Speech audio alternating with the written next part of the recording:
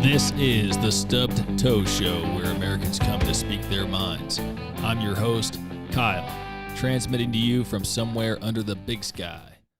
On this episode, myself and my guest, Nick, are going to discuss how the 2023 hunting season went for us here in the great state of Montana. Welcome to the show, Nick. Thanks a lot, man. Thanks for having me. And you're live in the studio. How about that? Yep. I ran into you somewhere in Region 3 this year, and we ended up hunting together one morning. And then later on, you got a muley buck on public land, which is quite a feat. And it was your first big game season in Montana. Yeah. So I want to get into how it went for you this year, lessons learned, all that. And but how'd you get into it, hunting them in general, being that you're from Virginia? Well, yeah, I grew up in the Appalachian Mountains. So just as a kid, like I was thinking about it this morning, it was awesome going outside and just running around all the time. Like, we're similar age, so like you can remember growing up. There was video games around, computer games, computers, technology. No cell phones yet, but it didn't matter. Like I could go outside, play around all day, and not worry about having to be inside at the TV, especially during the summertime, which isn't hunting season. But we would go out, catch crawfish. My grandpa has a big farm with ponds on it, and we were constantly fishing. Like one of my earliest memories is getting a rapella stuck in my hand, trying to get it out of a largemouth bass, and that's just kind of how outdoors was in me from the beginning. I've done that too, actually. Yeah, that is not fun, especially those treble hooks. They just get latched in there. I can remember that. But my dad had to poke it out the barb out the other side, cut the barb.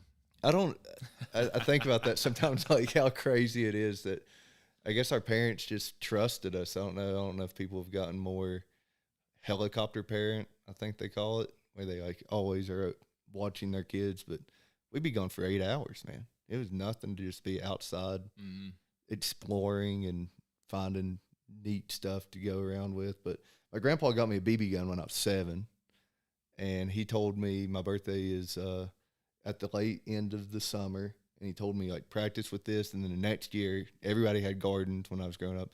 Next year, I want you to kill all the blackbirds. I want you to just decimate this blackbird population because they're eating our corn, pecking my apples, doing whatever. So that next summer, throughout the winter, I practiced just in the basement shooting a target, and I couldn't even keep a tally of how many birds I killed that next summer. It was just like game on for the blackbirds. What was the BB gun? It was it wasn't a Red Ryder. It was the Daisy pump, and you could pump it like 10, 20. You pump that thing 20 times, and I wouldn't even use the copperhead BBs. I would put the pellets in there.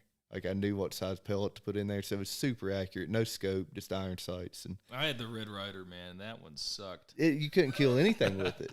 I've still got that one. Yeah, the Red Ryder, it was one pump, and then the Daisy was 10, 15, whatever. If you were going after a squirrel or something, you give it a couple extra pumps. But yeah, so that's how that got started. And it wasn't like a bloodlust of killing the birds, but it was, you actually had to study how birds acted, and I would get in the barn and hide behind the wall. They would land, I would pop out too fast, they'd fly, and I figured out like, hey, you got to be more stealthy with that. And then I think at 8 I killed a turkey with my dad, and I love turkey hunting. That was the last first and only turkey I've killed my whole life. Like I love turkey hunting, but I just haven't been able to put it back together and get one on my own, or even, I think that whole mountain area where I grew up, the coyotes have really decimated that population of turkeys there. But yeah, and from then on, it was just game on. Out in the woods every spring, every fall, doing whatever I needed to do to get out there and go hunting. Even if it's just 1 or 2 times a year, it was a lot of fun getting out there. So naturally, the move out to Montana, I was like, this place is. Before we moved out here, one of my best friends, he commented, he was like, man, you're going to have a time out there hunting. Like you had better get into hunting right when you get there, because everybody knows how I might not be here too long. So. Oh, you might not? Yeah, maybe not, who knows. But it's one of those things where just take that opportunity and run with it. Like, it doesn't break my heart, but I'm disappointed to hear whenever people are living here and they've never even stepped into the woods. Like, it doesn't matter if you're stepping into the woods to go hunting or just go out into the woods, but this area, I mean, and that's all over America. You got to get out there and see, what our forefathers did and what our ancestors did to put food on the table. I mean, yeah. It's pretty awesome. That's the big reason I'm getting back into hunting. My kids are old enough to do it. I want them just to have the skill. And it's just important. You never know where the world's going to go. You want to know how to do that kind of stuff. Yeah, 100% on that note. Or where your food's coming from. It's something to get back into the mindset or the just the ability to be able to process your own meat. I mean, people do it with gardens all the time and vegetarians, whatever. That's a whole other thing. But like knowing where your meat comes from and how it got onto the table there, in my opinion, it makes it taste more delicious. I don't know. That's definitely a thought, just a brain thing, not a taste thing, but it definitely helps out whenever you're sitting there at the dinner table and you're like, and I saw this thing alive. I know where it died. I know how it got from where it died at to on this plate right now, the whole process in between. But yeah, you got an elk, so congratulations on that one. Yeah, thanks. I guess I'll tell you how that went real quick. Yeah, I haven't even heard the full story of it.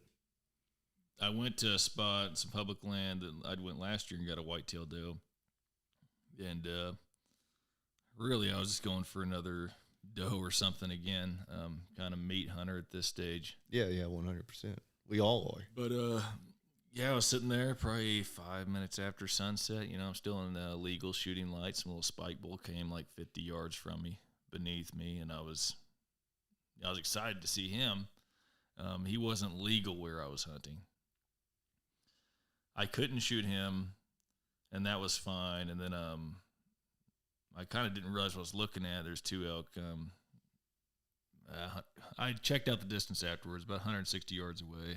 It was their butt, looked like a rock or something. Yeah, I was thinking, there's not a rock there. Especially at that twilight hour where everything blends together there. Yeah, and then whenever one of them turned, give me a good broadside shot. And the whole time the spike bull is just staring me down, especially as I was maneuvering to, turn my rifle around and maybe get a shot at those two that I saw the rear view end of. One gave me a broadside shot, and I saw he was a legal bull. He wasn't a massive bull; he was legal, and hell, I was proud as heck. I mean, that was awesome. But that's lessons learned I'm trying to get to, and you're in too. One, I shot him. My first shot connected, and I think my first shot was the one that went through both lungs. Because then I shot him again when he started moving. After the first shot, and that shot was like 4 inches right behind the other one. Once I saw the carcass, but that was fine. I don't want to chase him down. That's the whole thing. Yeah, and you don't want this animal to suffer. Like, I don't want to suffer. We're not going out there for anything but to get the meat, to have the experience, and learn lessons. And I think I want to go back to what you said there whenever that spike bull stepped out and you said that you were excited to see it. That excitement, you can't find that anywhere else. There's no drug or drink on the planet where you can see, where you are looking at an animal and trying to hide from it, and it's trying to find you. That's just something it might be in our DNA from caveman times or whatever, but it's pretty cool, right? I mean, I'll just go through what went down with my hunting and even talk about our hunting experience here for a little bit. Like whenever we ran into each other, where we were at, we hadn't seen a deer all day, I don't think, for the better part of the morning. I can't really remember. I think we saw maybe a few does. And for the people listening, I know that you were talking about elk. I didn't really try for elk this year. I really wanted a mule deer. It was maybe next year I'll try. I'll get that wild hair and go after an elk. But is that, we're not going to say your job situation. I mean, you moved up here for work. Yeah, I mean, you told me you want to get back to Virginia at some point, which I don't blame you for, family and all that. But yeah, if you're out here for another season, you got to go for. Oh yeah, and I have an elk tag. I mean, it expired now, but I mean, it was in my pocket the whole time. And we ran into some elk out there where me and you were hunting at one point. But it was me and another guy that ran into the elk during archery season. And that adrenaline rush of seeing those, I mean, it was probably 20, 30 elk. That was awesome.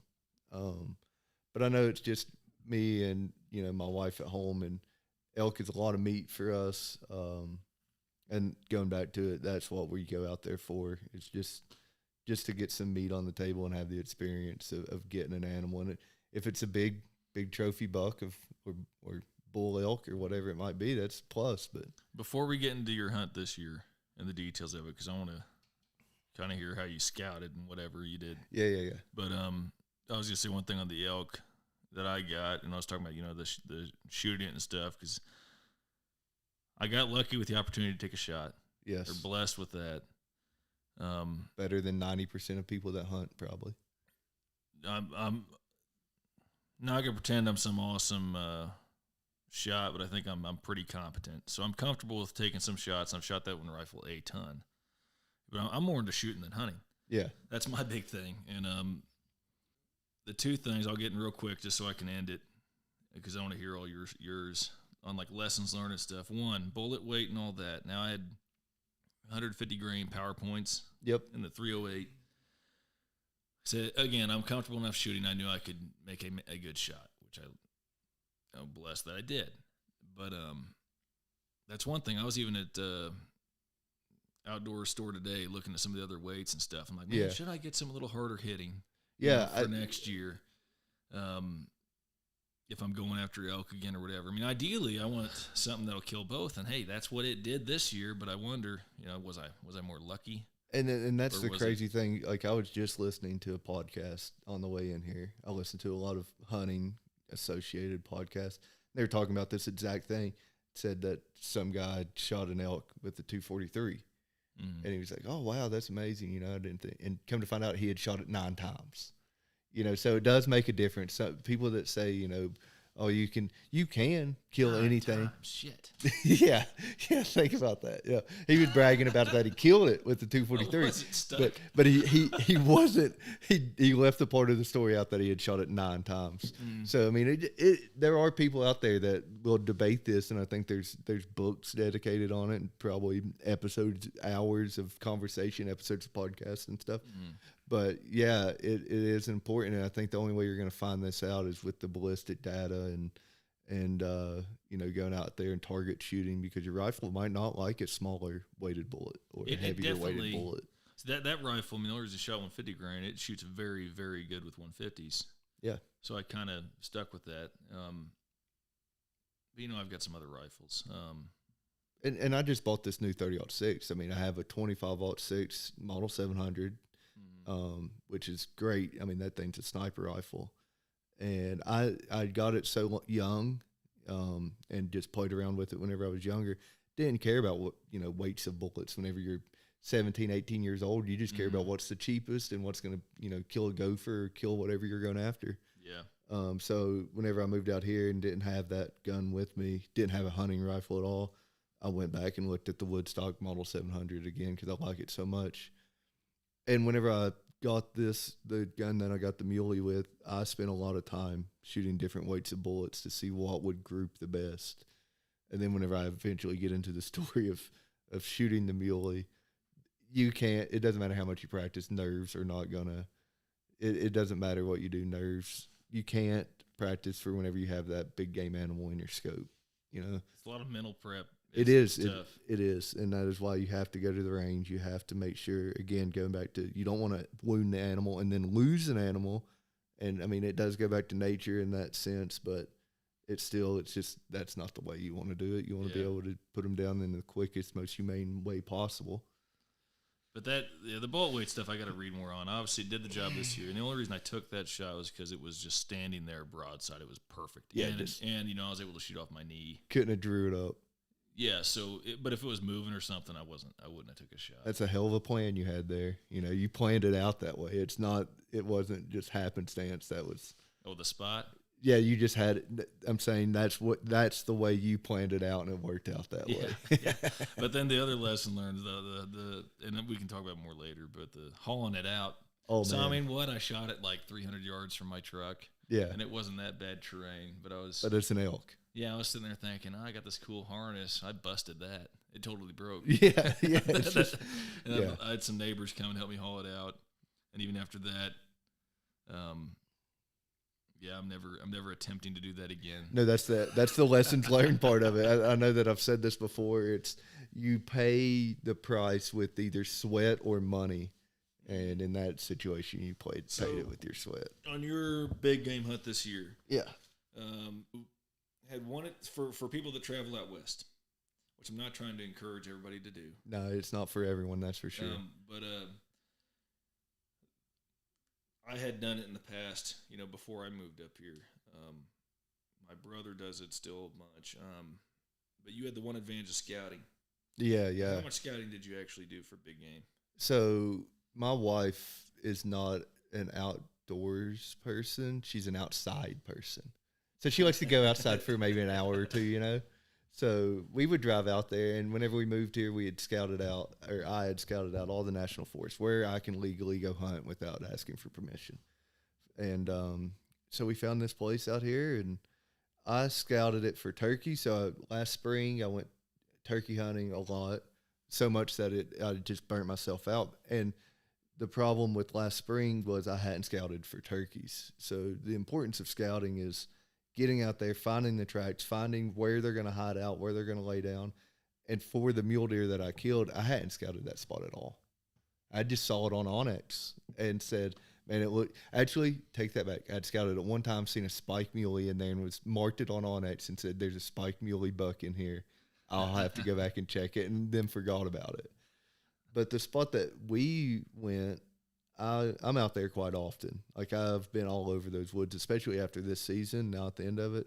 I'm confident you could put me out there somewhere and I would find my way out, without any assistance from a phone or anything. I mean, it's not a big, timbered area that's, you're going to get lost in, but I'm just saying I've been around and I can get to any of the roads out there. Like, I know where everything's at on one side of it. On the other side where the bigger mountains are, I don't think much game, or I don't know how much game lives up there. I haven't looked up in there very much, but yeah, I put in the work just by going out there, and not during hunting season. I mean, I was grouse hunting this morning and saw 6 muley does out there. You just got to do that type of thing, whether it's small game hunting or going on hikes outside of the seasons and looking for sign. Like, I'm constantly, anytime I'm outdoors, I'm kind of in that hunting mindset, even if it's somewhere I'm never going to hunt. Mm. I lock that away in my brain, like, oh, saw a ram there. Maybe we one day get a ram tag. And next year I want to scout some more, and hopefully, next summer. I want to go shed hunting first of all. Shed, yes, that's something I've never done, and I found my dad found a 10-point shed in his yard the other day. Nice. Yeah, I think a dog carried it off someone's porch, but yeah, he's got it up in his garage. He's not a big deer hunter. But yeah, anytime you find something like that, that's pretty cool. We found, getting a little off topic, we found a complete carcass one time tangled up in barbed wire in the middle of the national forest in Virginia, top of a mountain, just eroding away. I'm sure no one shot it. I think that thing just met its demise right there. You got tangled up. It was like a little 4-point. Yeah. Got tangled up in that fence, and we found him. But sad. Yeah. What a waste. But it's pretty cool getting out there, and that's again going back to the way I was raised. We were always going up in those woods. We planted a little food plot even one time, and we don't even care about whitetail, but we were like, hey, maybe some turkeys will come in, bear, whatever. It's just cool seeing wildlife in their element, and it's hard to see wildlife in their element. I think people that don't hunt, that see deer here in town, like I hear it from some people, like, oh yeah, come out to my house. Like, I got deer in my backyard all the time. I'm like, well, yeah. They're right there, but what's the fun in that? That's an animal that has lived in the city its whole life, probably is gnawed on McDonald's garbage, That's the problem with me in this house here. It's like we got a good mule deer population here, all the time. Just showed you here before we got on that picture the bull elk I had in the backyard. Yeah, and it's like for me to shoot something at the house,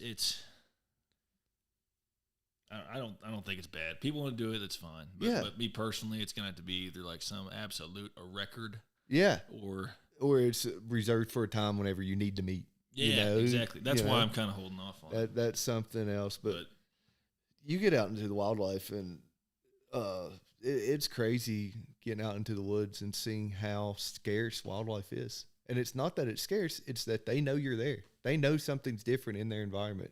Oh yeah. Like even those birds I got this morning, it was like I thought they were a rabbit because they were under this bush up there, and I was like, sweet rabbit, because rabbit meat, for those who haven't had it, one of the best animals, one of the best critters to eat on the planet, better than chicken, better than anything. But I saw them, I was like, man, I want that rabbit. And then one flew, and I just started, I got one, and realized, well, before I caught it, I knew it was a grouse, but yeah, it was pretty sweet. And I actually got it like 300 we'll say 800 yards from where I killed the mule deer. Yeah. So, I mean, that little area there, and that's why I'm going to keep it a secret where I was at, but it holds game out there, and getting out and scouting and seeing where this game is, what type of terrain holds the type of game that you're going after, that's a very important part of getting out and hunting. Talking to you, because we went hunting the one morning, and then you told me later on, as you had my number, that you got a nice little muley buck. But you put in the time. That's one thing. It ain't 100%. Like you didn't get the muley buck on opening weekend. No. And you knew right where this one was and stuff. No, not at all. It was that was what I told my wife too, because she wondered. She's not a hunter. She wonders. She was asking me, why are you spending so much time? I was like, well, the way you get animals is with time. That's what you pay for your animal with. It's with time in the woods. And I don't know the miles that I put on. I didn't keep track of them, but over 30 miles just walking up and down hills during big game season. It doesn't sound like a lot, but whenever you start looking at some of the gradients and the hills that you're walking up and down and not seeing anything, those are long days. Because one day we put 6 miles on, me and another guy. Didn't see a thing. Didn't hear anything. I mean, I'm not talking. Didn't see a magpie.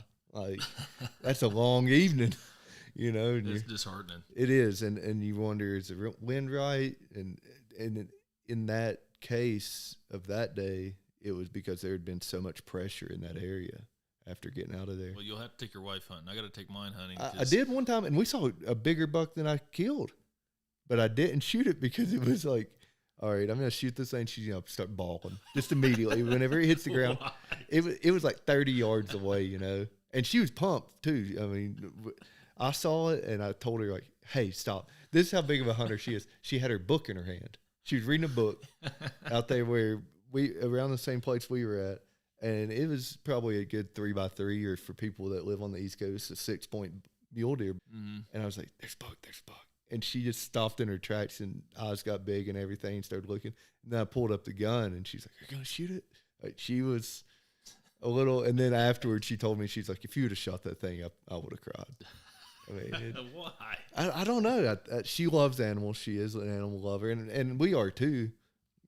Being hunters, you have to love animals in a way. Yeah. But it's a different type of. She just doesn't want to see that side of where her food comes from. Hunters love animals more than half the stupid PETA people do. 100%. Come on. Like, it would break my heart to see something happen to the mule deer population or turkey population, like what happened back where I'm from in the Appalachian Mountains with the coyotes moving in. Ground nesting birds, like, they don't have any more quail, they don't have any more pheasant because of it's just a predator's dream. I mean, obviously there's people that poach, and there's some unethical people. I don't know any personally, but yeah, it's just stupid. Yeah, I can't. The ones driving the conservation. That's just it. It is, and I can't condone any poaching or anything. But some people, they need the food, and if that's the case, then more power to you. Get some food. Don't starve to death on account that. If we live in a very Europe, they hunted all their game out. No, they got birds, rabbits, squirrels, I guess, and no more deer and elk and stuff like that. But getting back to the day that I killed that buck, we had, and like you said, I'd used a lot of time. I'd spent a lot of time in this area, and I'd seen a trophy buck and could not get set up on it. I mean, it was 275 yards whenever I saw it, and across a ridge, and in that area, there's no trees to set up on or anything. Probably spent like 3 minutes just trying to get set up, and by the time I'd gotten steady on it, a doe had run up the ridge and pushed it further into the mountains. But yeah, after seeing that, that was like game on. I'm going back to this spot. I forgot about all the other scouting I'd done. The only way you could get me to go to anywhere else is if you were like, hey, I don't want to go that deep, or I don't want to walk that much, because it is, I think, the reason the mule deer are out there, and this morning, whenever I killed those birds, they didn't even run. 6 does just stood there. I mean, it's out of hunting season for big game now, but they didn't even flinch because they don't see people out there. I mean, that deer I killed, I could have been the first person he'd ever seen, because it's out there good enough where they don't get pressured, and all they're caring about is being a deer, and it's awesome to see. But after getting that, or after missing that one, it was a couple days later, we were back in the same spot, and had hunted all day and seen the does all day long out there. I mean, it was nothing to go out there and see over 100 deer in one day, and you're looking at them from miles off, but it's still pretty cool to see them out there. So we came back to the truck, ate some lunch, had some coffee, which is, I mean, just perks you right up, and then went back and got up on top of this ridge where we had seen that big buck up there. And if for those who are wondering what an area looks like that'll hold deer, it's a little patch of woods where they can move and get to another patch of woods. So like open area where they can get out there and see predators a long ways. And then if they do see a predator, they can dip back into that little patch of woods and hide from the predators. So that's kind of the area we were at there. And it was getting dark. We only had about an hour of shooting light left, and it was raining, starting to rain. And we ran into a doe and a fawn, and I hit a little grunt call, and just thinking like, all right, we don't want to get busted by these does, but if there's a buck around, it is prime time for rutting action to be started, And the temperature was great, probably 40 degrees, maybe even down into the 30s. But hit that grunt call, they both perk up, and then not 5 minutes later, up out of that little patch of woods comes 2x2, and he looked a lot bigger in his horns whenever you first see him. And they always do. Mm-hmm. But the guy I was hunting with was like, "That's a buck. That's a good buck." And he was. I mean, good bodied buck. Like he's probably 3 or 4 years old, and just didn't have the genetics to produce the horns. But whenever he came up out of there, he was probably 150 yards out, and got on him. Shot one time, and I think that was the gut shot because he just humped up and didn't move. And that allowed me to get another shot, next shot, and that one twirled him, and he went down and laid. Well, in between there was 2 more shots, so a total of 4 shots on this deer. But I know that the first one hit, and one of the other ones hit for sure. And after that next shot, he turned and went and laid down, and he was hurting. Like at that point, it's like, okay, don't have to worry about him now. He ain't moving. Even though he's gut shot, just don't push him. And we were maybe 150 yards from where he laid down. And it was, by this time, it was past shooting light. Like I'd shot him, and all of the stuff happened, and then he lays down, and about an hour goes by, and now it's like dark enough where it's like, okay, we got to make a plan. Either sit here until he lays his head down, or get out of here. So we backed out of there and didn't push him any. And with that rain in the back of my mind, it just made me a little sick to my stomach. Like, I don't want this deer to get up because I'm never going to find it. Yeah. The rain's coming down, and don't know how good he's hit. He's hit good enough to be fatal, but don't know if he's going to stay right where he's at. And went back in there the next day and found it. And that's whenever the fun started. Like, I waited all night, punched my tag that night, got home. My wife was like, "Oh, man, you got a deer." She was so happy and congratulated me. She's like, "Why aren't you more happy?" I was like, "Because I don't have it with me. It's out there." And whenever that's happening, we'd heard some coyotes hollering out there a couple times whenever we were hunting. But no bear sign, no wolf sign. Just, so, I mean, in the back of my mind, I'm like, it's going to have some coyotes on it in the morning if it's still laying there. So I woke up the next morning, went in there I got in there at daylight and started walking up through there. And from where I parked my truck to the end of the level part of the trail where it's just easing uphill. It's probably 3/4 of a mile, and then it's just straight up a ridge to that patch of trees. There's 2 trails going in there. It's, do you want to get the elevation out of the way first, or do you want to wait and get it out of the way last? So I chose to get it out of the way last, and that was a fatal mistake on my part, because I got it out of the way at the end of the morning hike, getting up to it, get up to the deer about 9 o'clock, got it, and start down with it about 10 o'clock. And I mean, you're from the East Coast or eastern part of the United States as well, and out there, people don't quarter their deers up. I mean, no, I'm in the Midwest, and it's not. Yeah, it's no one does that. It's unheard of, and people back home, I can't think of one person that ever did. So, I mean, you don't go into a situation, I don't at least, without knowing anything. So, I mean, I've watched tons of videos, tons of mule deer hunting, how people out west do it, quarter it up. It didn't cross my mind after gutting that thing to quarter it. I was just like, I'm up on top of this mountain. I can just bring it down the mountain and back to the level trail and drag it on out of here. So that's what I started doing. And I told my wife where I was, because I don't have cell phone signal.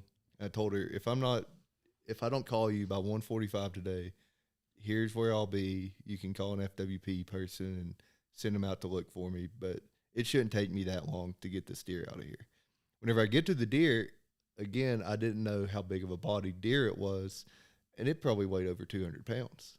I'm not a big guy, but I can hold my own, but that's a big deer. So I start down the mountain with this thing and get down to the level part of the trail, and it about killed me.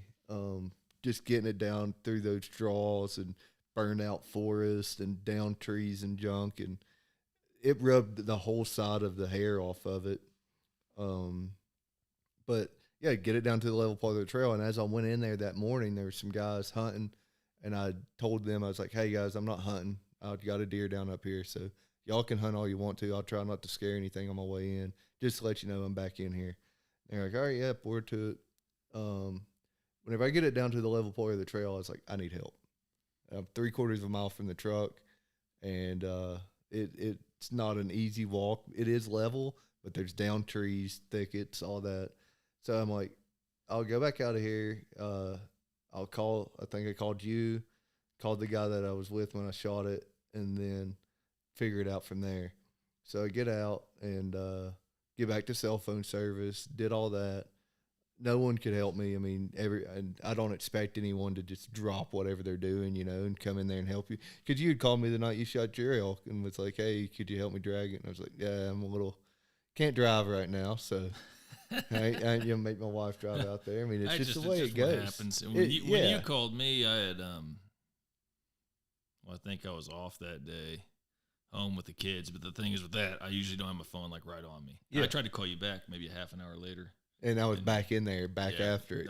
No reception. So the funny thing, I don't know if I've told anybody this, my wife's awesome. She's very supportive in everything I do. And whenever I got out of there, I texted her, like, this thing is killing me. So she called me, and she was, like, worried about me. She's like, what do you mean? I was like, I'm just done. Like, all I had for breakfast this morning was a banana and yogurt. And now it's like 2 o'clock in the afternoon. I've been working all day. So she's like, all right, what? She calms me down a little bit. And it's like, what are your options? I was like, well, go back in there and drag it out. That's the worst option.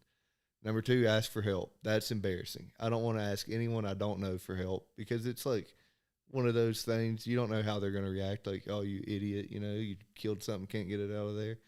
And option 3 is to quarter it up. Oh, yeah, I felt bad asking for help with my elk, but it was...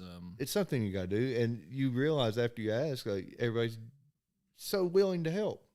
And I'll get into that part of my story, but it's crazy, like, how she told me, think about it if someone came to you for help. Well, how would you react? And Get out of here. That's what she said. Yeah. You going to give me some, But that's what she told me, and it really resonated with me, like, yeah. Think about it, this guy, especially if I was back in the Appalachian Mountains, some guy comes up to me like, hey, man, I'm not from here. This is my first animal I've killed.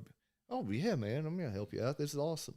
Big reason I asked for help with the elk and didn't start quartering it up, because it was like, I was already beat to death after just cleaning the thing by myself. That sucked. Yeah. Gutting it. And I should have done the gutless method quarter. You know what I mean? Oh yeah, In hindsight, you can it was look back. also like it was like 55 degrees when I shot that thing that night. You got to get it out. Yeah, I was like, this thing needs to go.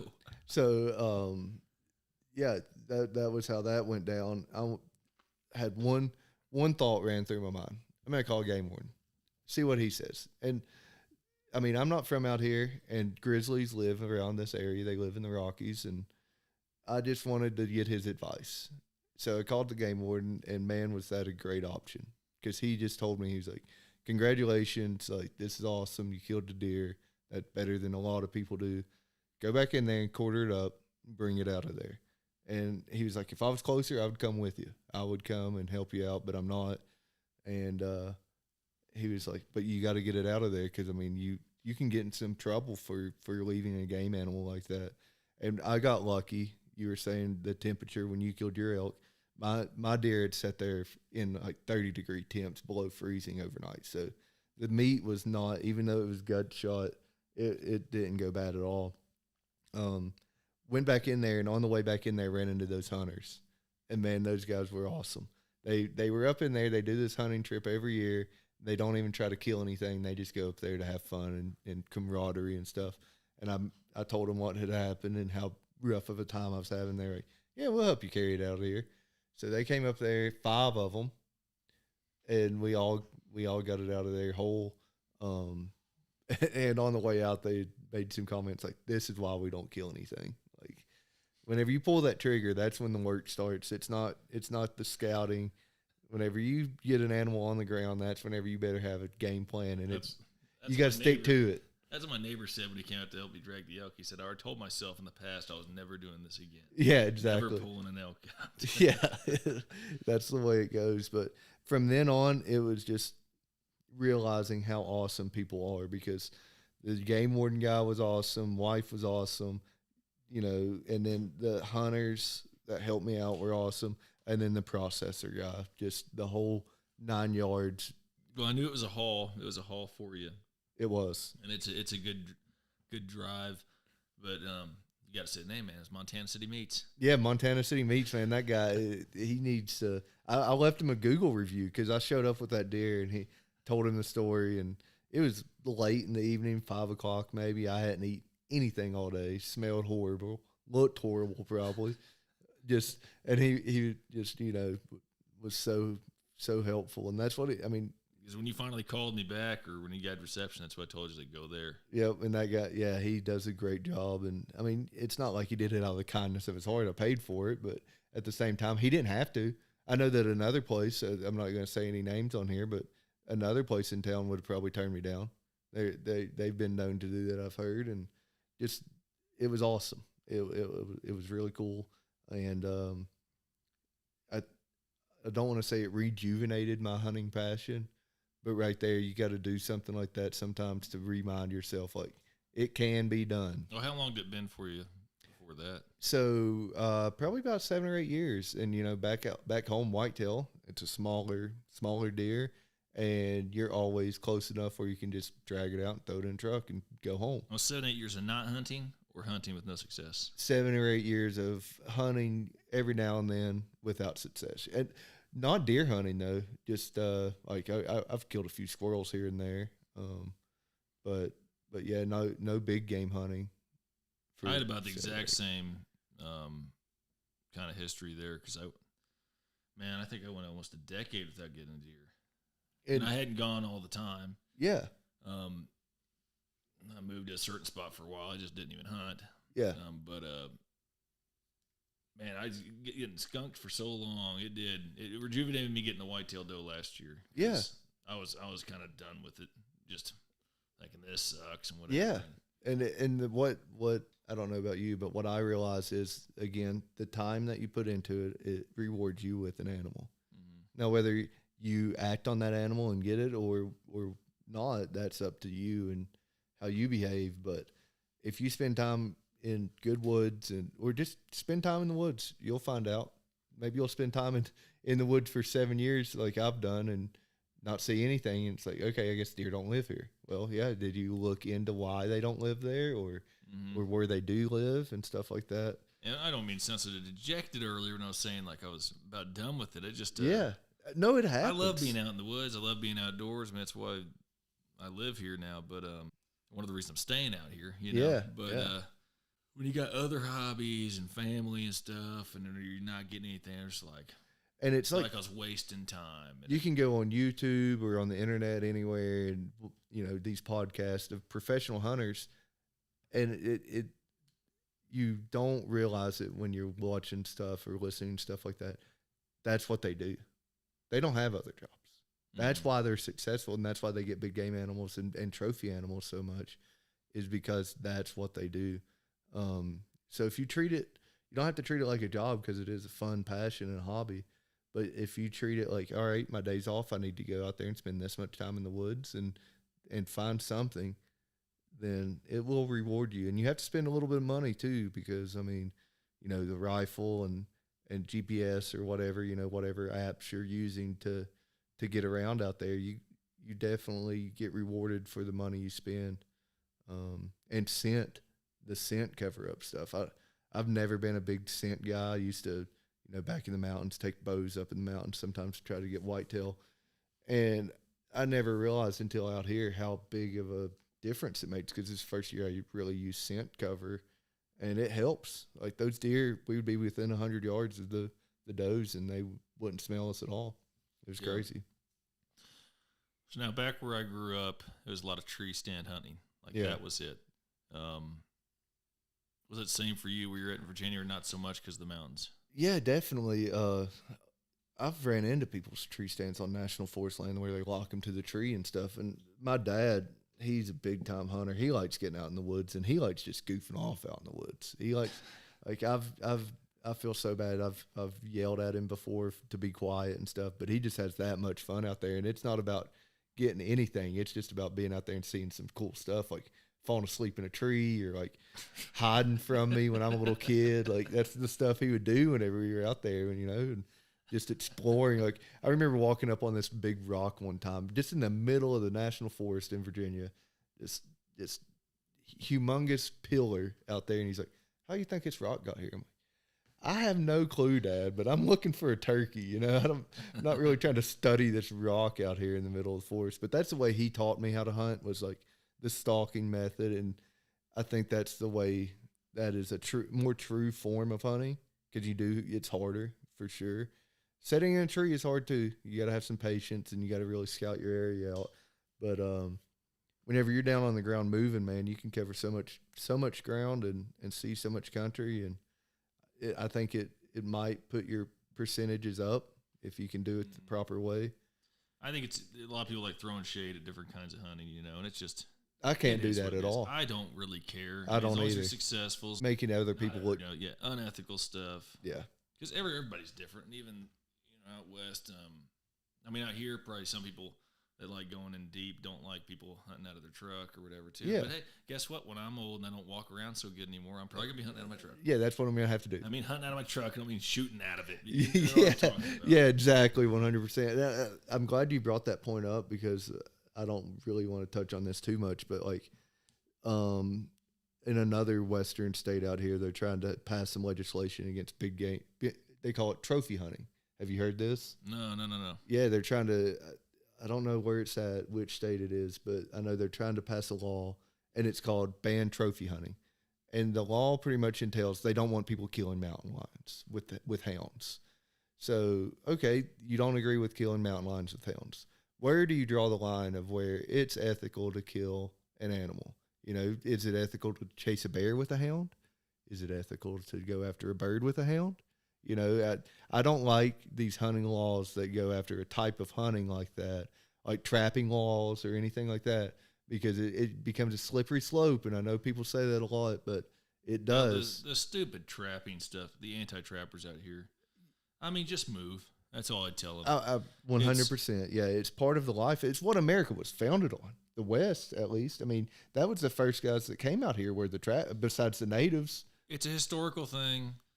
And also, nature's brutal, And it's It just, is. how do those people think the animals all die someday? I know, right? You know, it's like a bunch of little peaceful woodland critters running around to flute music. That's what I think it's like out there. No, it's not at all. I mean, so and the trapping success, like to be a successful trapper is difficult in itself. So, like, I mean, if I was a deer, I'd rather be shot 100% than starved to death. Yeah, or just chased until you're dead. Or if you ever go up to you've been up to Flathead Lake? Yes. Did you see that goofy Miracle of America Museum? No, I need to. You didn't see all the crap on the one side of the road?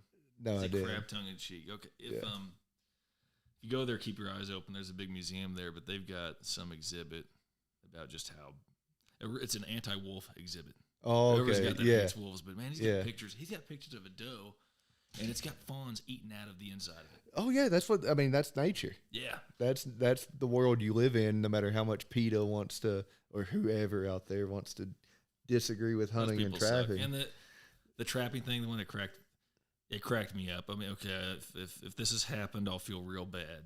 But I was driving through Helena one time, coming in from the east, driving through Helena, and I took a picture of the billboard. It was so absurd.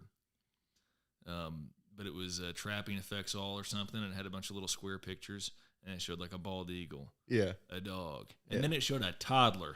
Yeah, I just got caught up in a snare trap or foothold, you know. Like, I don't think that happened. But no, I don't. Trying to scare everybody, unless that toddler's parents were avid trappers, you know, taking it out. But that's something I would love to get into is trapping. I've done a little bit of it, and I mean back home with varmints, but it would be that is the way the West was won. I mean, we, you know, Frenchmen and Americans came out here and they were trapping, and that was a big business back in the day. There's some really good books about it, and that's really why you can think that this area was settled was because of trapping. So, but great hunting season. You know, a lot of lessons learned on both of our. I was going to ask you about gear. All right, yeah. Virginia to Montana hunting. I don't know. What did you kind of get for hunting out west for the first time? So out here, I didn't think about snowshoes, but I got snowshoes this season. Trekking poles. I always thought trekking poles were kind of silly. I was like, just pick up a stick, you know, like back in and the mountains I'm from in Appalachia are good mountains. Like they'll put it to you, you know, walking up and down them. But I always thought that people who had trekking poles were silly. I've got trekking poles now. Big pack. I got, you know, surplus pack from the military, but it works. It's heavy, but it can hold my water. If I do end up quartering something, it could hold a full mule deer. And then that rifle, I made sure to get me a rifle that was, I know that making a 500-yard shot out here is like, you might have to do that if you want to get a big trophy. Like, I don't want to do that if I can avoid it. But if there's a deer that, like, there's no reason that you can't take a 500-yard shot on it, go for it. You know, if you're comfortable with your shooting ability and your rifle. But that's really it. I was kind of kitted out, you know, from coming from the mountains in Virginia. Besides that stuff, but also I'm glad you asked that question because of my mindset. Like going out in the mountains in Virginia, I'm comfortable. I'm okay with it. You know, walk one direction, you're going to hit a road somewhere. Out here, for some reason, anytime I go out in the mountains, I'm thinking of grizzlies and mountain lions. They're always in the back of my mind. Not that I'm like shaking in my boots, like going out there, you know, but like, especially going after a dead animal. You don't know what has found that animal. Oh, I'll say I wasn't exactly thrilled when I was gutting that elk and it was pitch black outside. And I had my one stupid headlamp and batteries were dying on it. Yeah. I was a little unprepared for what happened for me that night. And just thinking of, boy, I'm sure this thing smells great. Yeah, and exactly. I've heard mountain lions around that spot. Yeah. And like you said, I'm also not super paranoid, but I think with the grizzly thing, I mean, they're all around now. Yeah. And something's going to have to happen with that. It's and crazy. I think I've heard that they are trying to delist them, but the part of the government that holds the ability to delist them will not turn it back over to the state. I'm sure they're really busy doing good things. Yeah, they're out there counting them one by one. No, there's one. It's like, I don't understand it. You have these two humongous national parks out here that are beautiful, pristine. The grizzlies are there, and they will never be disturbed because it is a national park. All right. Well, they're trying to reintroduce grizzlies into the Cascades in Washington or something. Yeah, it's insane. It like why do you want them? I love animals, and grizzly bears, love them to death. They're fascinating creatures, but they kill people. Like they are. Whenever you step into the woods with where grizzlies live, you are no longer the top of the food chain. You are one tier under that grizzly bear. And that's the terrifying part, because I don't think that they go out hunting people, but now that they've not been hunted for so long and trapped, because there's a great Theodore Roosevelt book about grizzly hunting out here in the Rockies, where he talks about in there that grizzly bears are pretty easy to hunt. He's like, they can't see well, they smell really good, but they see people and they're not scared of you. So like you could go out there and shoot a grizzly, and that's how he describes it. And that's the way it is now, but they know you can't shoot them. I don't know if they know it or not, but it does seem that way because they are attacking more and more people. It seems that way with animals, because it's like the elk and the deer sure know whenever hunting season's on. That's why. Yeah, you can't find them whenever you go out there. Yeah, one time I was hunting near, or a couple years ago, I was hunting near Boulder, and it's like the biggest elk herd ever, right on private land. I mean, it's like they had their GPS. Like, well, they came from probably the Elkhorns there or something, the side of the interstate they were on. Yeah, and just right smack dab there. Yeah, right in the field. That's funny you said that. Whenever I went to go pick up that buck I shot that morning, I ran into like 5 bucks, just massive, like on a golf course though. Not in there where I'm hunting, right outside of it on a golf course. So it was interesting. But yeah, it's been a great season. Can't wait for turkey season. It's coming around here in the spring. Have to get you out there and go after some Merriam's turkeys, because that's what we got around here. And I've found a lot of, again, going back to scouting, deer hunting. I was scouting for turkeys, and I've seen about 30 of them out there. So I'd like to never shot turkey. You're a more accomplished hunter than I am.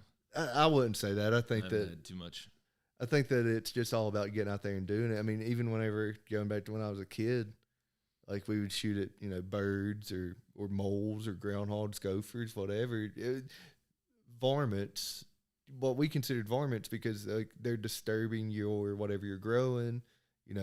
Gopher holes can break tractor axles and stuff. So it was one of those things. There's plenty of them. There's no season on them because they don't need to be regulated. So we used to go out there and put it on it, man, have a lot of fun doing it. And I think that's kind of the way I'm going to keep living my life, and hopefully if I'm ever blessed with kids and stuff like that, bring them up the same way. Right on. Hey, appreciate you telling your story, your background a little bit, and how the 23 hunting season went. Congrats. Yeah. Hopefully, thanks a lot for having me on here. Hopefully we can get back on here in the spring and talk about some successful turkeys. I hope so. I've never shot a turkey. And they're fun. They talk back to you. I like hunting animals where you can talk to them. Deer, you can't really talk to them too much until, luckily that one in the rut, it responded to a grunt call. Elk, you can, call them, but there's something about trying to talk an animal's language and calling them in. I'll have to try and get into that. And hey, I don't know if your elk tag you got this year. I mean, there's a shoulder season. Oh, yeah. I don't know how that works, but yeah. We'll look into it. But I'm definitely not going to turn anything down. I'm still grouse mode, man. Them grouse, they're good eating. Plenty of squirrels and rabbits out there, too. I like that. Hey, thanks for coming on, man. Yeah, thanks a lot, man. See you soon. Yep.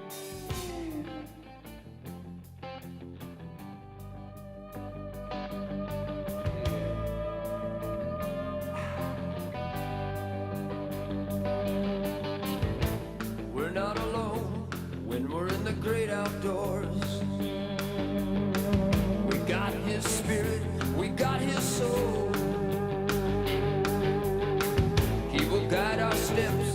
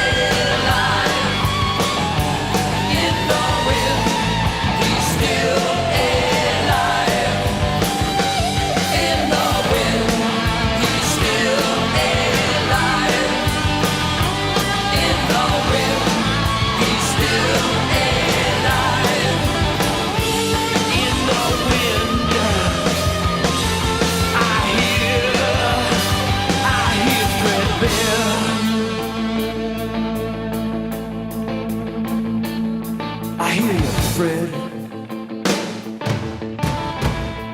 Talk to me. Yeah.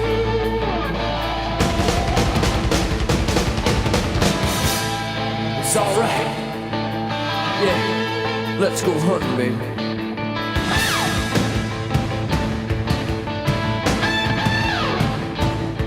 Say, Fred, you go up that ridge. Now go down in the swamp. We'll get that buck.